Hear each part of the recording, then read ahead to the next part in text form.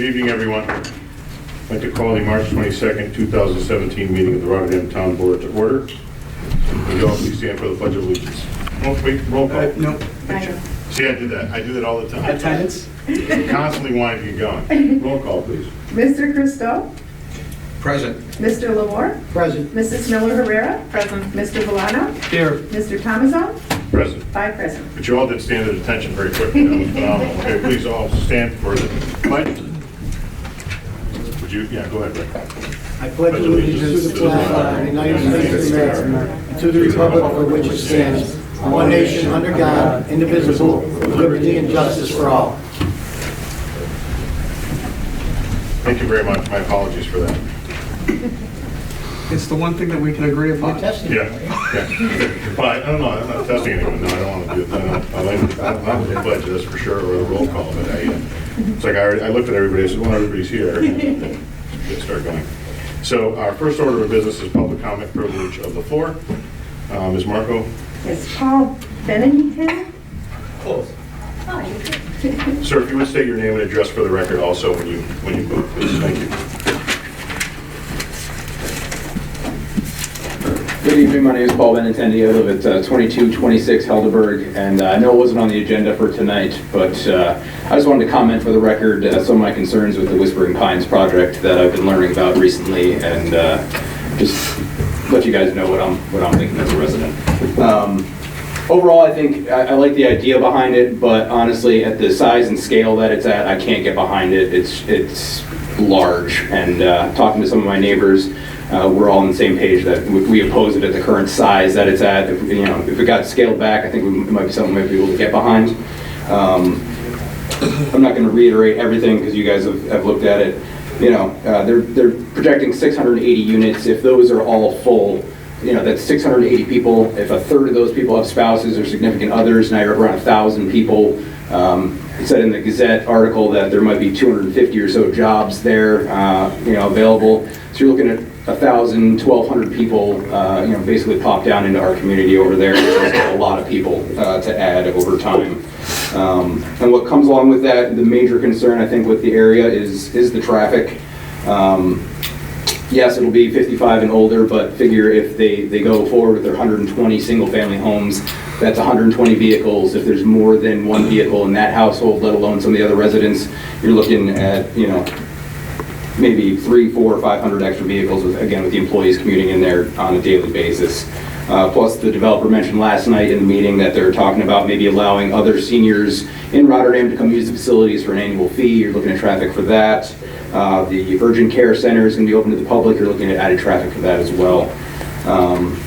Helderberg Ave at that particular area isn't suitable, in my opinion. It's not a Curry Road or a 158. There's no shoulders. It's busy as it is. I've got a concern. I've got kids that go to middle school. I won't let them walk the half mile from my side because there is no shoulders. Today I was driving home and there was kids from the high school running on the side of the road, and by the side of the road they were half in the street because there are no proper shoulders or sidewalks. If this does move forward down the road, I would love to push for maybe some sidewalks being extended down to our side of the neighborhood, to alleviate that. Another issue I have is we moved to that specific side of town to stay in the Mohannesson district, and for the fact that it's a pretty rural area. We like the peace and quiet, the darkness at night, all that stuff. I lived for 12 years on West Side Ave, and we kind of wanted to escape that. My concern is some light pollution from this as well, so I don't know if we can discuss with the developer to install maybe like the dark sky lighting that doesn't illuminate out everywhere and kind of keeps it down so that we can still enjoy all the reasons that we moved to that area. A question for you guys as the board, and you don't have to answer these now, I'm just bringing them up. Obviously it's going to be bringing in a bunch of extra tax revenue. How does that benefit me as a Rotterdam resident? Is there a plan that money is going to be used for down the road? Yes, basically any time that there's an increase in the tax base, okay, it ends up bringing everybody's taxes down. Let me give you an example of how it works, all right? If I can make triangles, okay, different sizes. It can either be a tall triangle with a narrow base, or it can be a short triangle with a wide base. But the area of the taxes that we collect from the public are always the same. It's the area of the triangle. As I make the triangle base wider, which means that I have more properties on the tax roll, I have more development, the top of the triangle actually becomes shallower, which means that each individual taxpayer has to pay a smaller function, a smaller part of the tax function. As I make it narrower, meaning that we keep development out, the triangle, because it has to remain the same area, has to become taller, which means that each individual on a per thousand basis has to pay more to cover the same area of the triangle. Does that make sense to you? It does. So when we end up putting on development, and I'm not saying whether I'm for this particular project or not, that's kind of irrelevant, but I'm In pro general. development in general. Correct. Development in general means each person has to pay a smaller share of the whole. That's good for all of us. And other than substantial budget cuts, which also I'm a fan of, that's the only other way that I can lower your tax bill. Thank you. One more thing, I talked to Steve earlier, they were talking about the phases of construction, and I wanted to know, again, as a resident, if this gets dragged out for 5-6 years, which is what the article in the Gazette said, am I going to be dealing with, myself and neighbors included, construction noise and dirt and debris and everything for, the next 5-10 years as they keep doing this, is part of my concern as well. So, in summary, like I said, I think the big concern is the size and scope of this project. We're not completely against it, but there are definitely some concerns as a community that we'd like to see, brought up as the process moves on. Thank you. Thank you, Paul. Thanks for Thank your you. comments and questions. Thank you. Nick Esposito. Please state your name and address for the record. You can leave the glasses on if you like. Thank you, Mr. Supervisor. Name is Nick Esposito. I reside at 1318 Cipriano Terrace. And again, I just wanted to voice a few comments about the Whispering Pines development. I was here at the planning board yesterday when the attorney and I think the engineer were here to both discuss the project. I like the project itself. It's the magnitude of the project. 650 units are going within this very limited area. I'm not going to get into density. I'm not a geologist. I don't think about water flow. But I will say I've worked with a number of developers because what I do for a living, this is what I deal with, sponsors, developers of all kinds. So when they're putting a project together initially, they're going to put a plan together, but there's always going to be contingencies. Something may go wrong. You're going to get into a project, whether it's the soil, the area, traffic flow, something can go a little askew. Here, you have no room for error. You got a $100 million project going into an area of Rotterdam that I don't know if it's built for it. I mean, I live there. My backyard is going to be the 650 units. Excuse me for a second. Sorry, just ate. Anyways, so as these guys are starting to push forward, I hear them really pushing for a variance, some type of zoning variance, for a variance that isn't really tested. I don't remember the name. Senior, did you say the name or senior something? Yeah, it's a PUD development. It's a new zoning classification that we're going to have in the town. There isn't such a zone right now. Yeah, it isn't a PUD, it's not even a PDD or anything like that. No, This is something different. It's to enable a project, when you say scope and size, but to enable a project like this to occur at that specific location. Mhm. So, Well, here's the other thing, what they're also mixing in there, it's going to be a homeowners association, not a condominium. Now, I don't know if the entire project is going to be the whole homeowners association, but I know the houses are. The purchase units will have. The HOA? yes. What about the apartments? That I can't answer that question. That would have to be on the developer, but I would imagine that that's going to be included in the rent. Well, like I You know what I mean? said, So Okay. to your point, I think that when I say think, it would makes sense that that was included.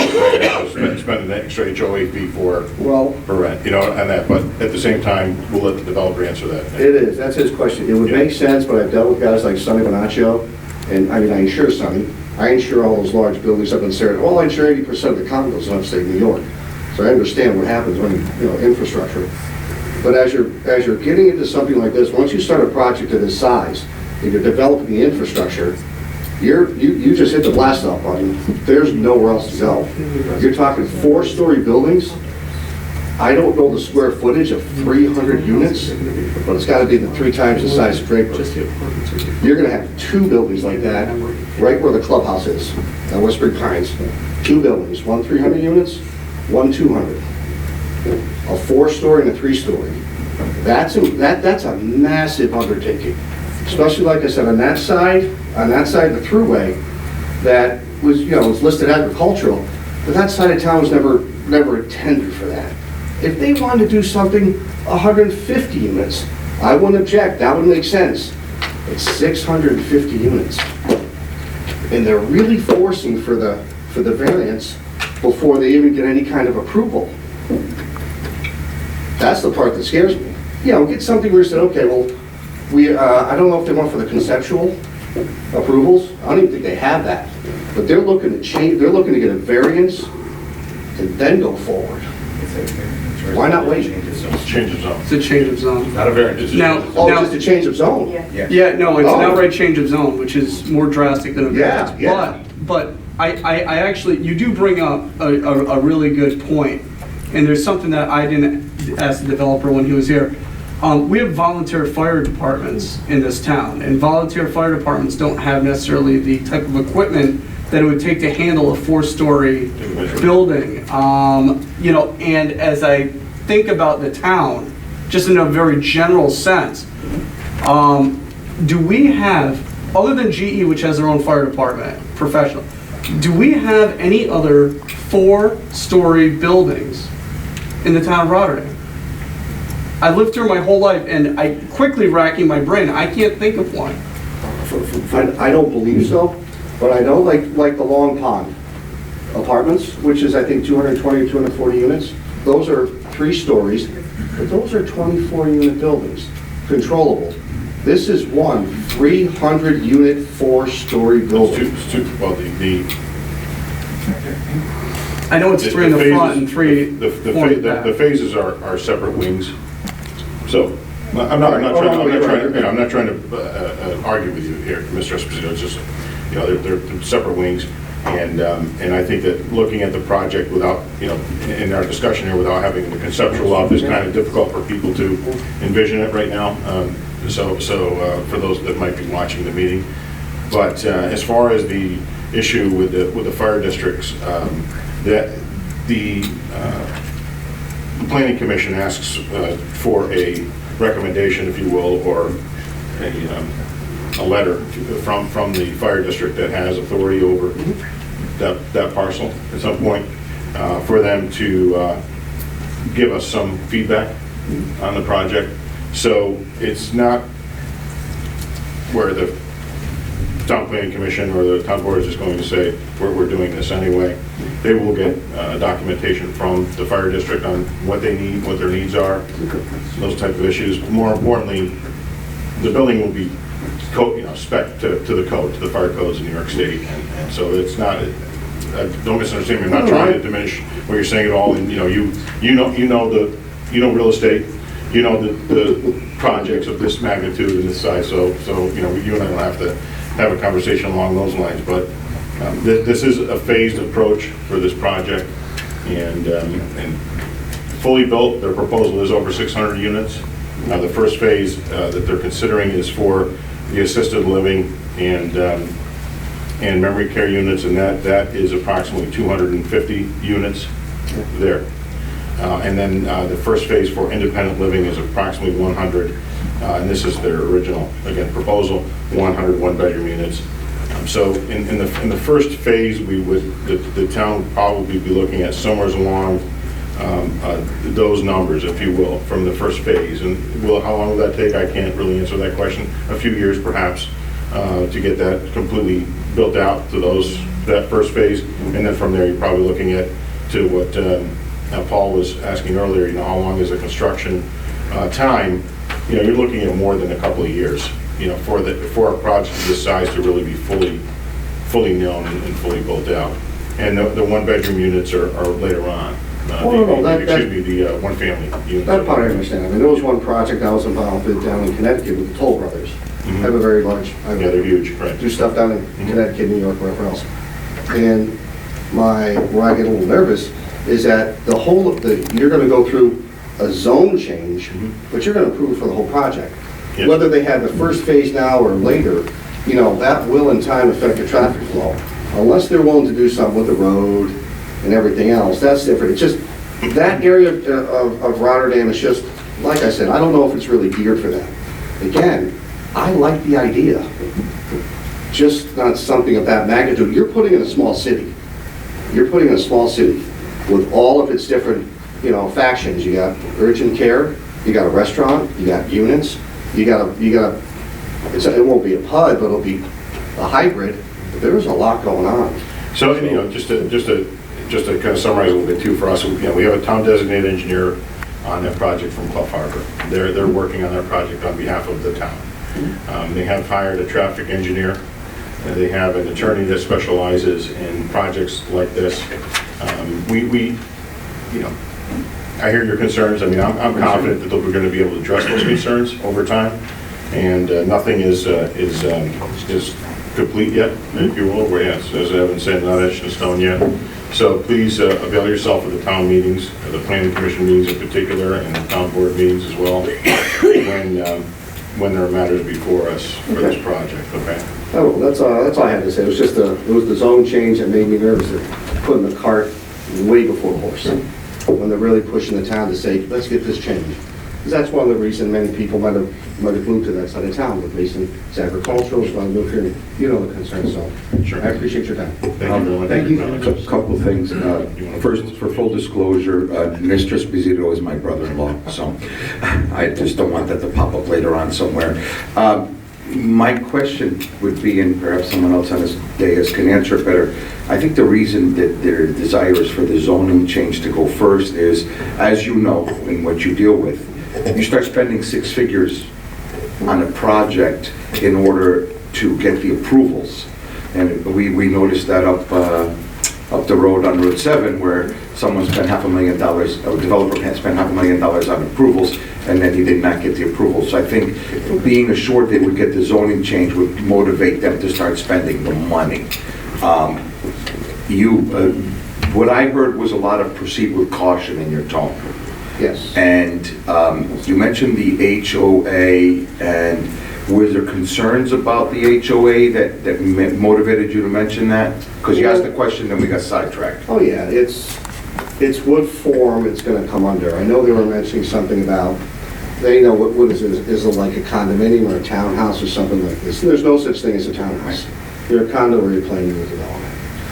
And a condo, you have different rules and regulations, certain obligations. People must abide by the rules and regulations of what's established. HOA, there's a little more flexibility, you know, there are still rules and regulations, but it's the enforcement. Once you get 150 people in there, these are still homes, okay? And I'm looking down the road. Like you said, proceed with caution, because once this is in, that's it. So if you have 150 homes and they're an HOA, person moves in, and say they don't go by the rules and regulations. They do let their 20-year-old children in, or whatever. Who's going to enforce it? Here's another thing. I deal with two of the largest property managers in upstate New York for residential. Who's going to run this place? This isn't Helderberg Meadows with 48 units. This is 150 plus 500. I know that, but once Lacey Development's off the board, he'll sell, I think, 70%. He can leave. Who's going to manage this? The HOA is going to manage it. I But mean, just like. Well, no. I know what you're saying. These are 60-year-old people, And they're- retired, running a 650-unit. I don't know, that it's not going to, no, they're not going to be running the 650 units. This is an HOA, as far as I know, for just the one-family Okay. homes. Now, so, you know, that's the 100 and some units, Yeah, however, what ends up being. And there are HOAs around the Capital District that change hands and people buy the projects out, you know, all those things. And you know more than I do along those lines. But they are separate. They have their own authority under New York State law and so on. So they will determine how the roads will be maintained, how the roads will be plowed, you know, how the greenery will appear. And I do not believe that if you're spending upwards of $150,000 to $200,000 for a piece of property there, that you're going to allow the HOA not to maintain the development. Out of the 172 condo co-ops and HOAs, in the 3 board meetings I go a month, Yeah. it does happen. I'm sure I'm it just does. saying you I'm proceed sure it with does. caution. But we have, you know, again, from our perspective, from the town's perspective, how many homeowner associations do we have in town? We have several. And they maintain their properties, I think, very well. Yes, they do. So, and I think that has to do more with the people who live there in total, as a group, than any one particular individual in the organization. So, you know, I do have faith in that people will make their own decisions and will make the right decisions when they're members of those HOAs, and when needs to be a change, there's a change. I have a cousin of mine who recently purchased a condo in another community, and he started looking at the budget, and he started talking to me about a few different things, and he said, you know, I think I'm going to run for that board. I said, could you change your last name? But I'm just joking. But I said, you know, that's a great idea, because he has the background. He knows what things cost. He understands the number of hours it takes to fix a pothole or maintain shrubbery. I mean, he knows what to do. So he would be a great person to have on the board. But at the same time, how much time does he have to contribute to it? And I hear what you're saying, but I believe that people will rise to the challenge, and it'll be okay. And that's Steve, the glass is definitely helpful. Listen. You know what, I Listen. too, I I'm agree with hoping. you, there's without question, because I insure all the ones in town. Yeah. So I know the people, You know. we live and we know. Yeah. It's jumping to something like this in the town around, it's something I've never seen upstate New York, and I deal with the largest developers in upstate New York. I've never seen anything of this magnitude. You're asking a town of 24,000 people, it's very new to this. 29,000. Wow, we're wrong. It is. 29,000. It is. To go on this side of town where there might be 120 homes, and put this here, be careful, walk slowly. There's a whole litany of things. I mean, you abut Albany County, Stevens Farm. Like I said, I never was part of the USGS, I'm not a geologist, so I couldn't understand water and how that stuff's gonna flow. But these are issues. And once you hit the button, take off, those 96 units, or 96 acres, And you have authorities that are looking over the project too. So, you know, and the county planning is reviewing the project yes. as well. So we you know, there are a lot of eyes looking at this. To reiterate what the supervisor said, you seem to have some knowledge on, you know, although these all look pretty on a wall, what can go wrong? Would you avail yourself to planning commission members or the planning commission Sure. attorney to mention to them what they should look for? Sure, I would. You know, because if we have that information, I think that, again, I don't hear that you're against the project. Your concerns are the size of it, not the concept of it. But, you know, somewhere in there might be something that makes everybody happy and everybody win. But it's always, you know, it's always good to look at what if something goes wrong, and I think that's where you're coming from. Yes. Yeah, great. Thank you for your Thank you. I hope your meal on Sunday with Evan is good. Thank you very much. Are you cooking for me, Nick? No, you don't want my cooking, man. You do not want my cooking. All right, Well, just have your mom, you know just good have your place- mom make a pot of sauce. Say no good place to go eat too in town. That's all we have for public comment? Okay. All right. Anyone else in the audience that came here late or anything like that wants to speak? No? Okay. All right, let's move into the resolutions then. 10317, Ms. Marco. Appoint Michael Calarasi of Rotterdam, New York, 12306, to the position of laborer in the Water and Sewer Maintenance Department, full-time probationary with full employee benefits at an hourly rate of $19.7183, effective March 27, 2017. Okay, motion please. I'll make the motion. Okay, motion by member Christie. Is there a second please? I'll second it. Okay, second by member Larmore. Anyone on the question?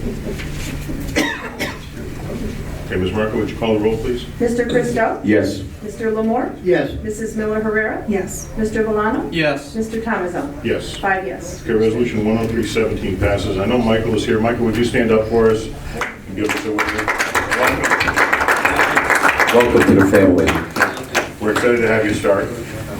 and work with us, and you're working under, you know, some great knowledgeable people like Matt Lupi, who I think is in the back of the room. I think that I can't see that 100% clearly, but I think that's down in the back. He is. Along with our highway superintendent and other folks in the Department of Public Works who have a tremendous amount of knowledge. So I appreciate, you know, you coming on board. Thank you. Thank you very much. Thank you. Yeah, thank you. Thank you. Thank you, Matt. Thank you.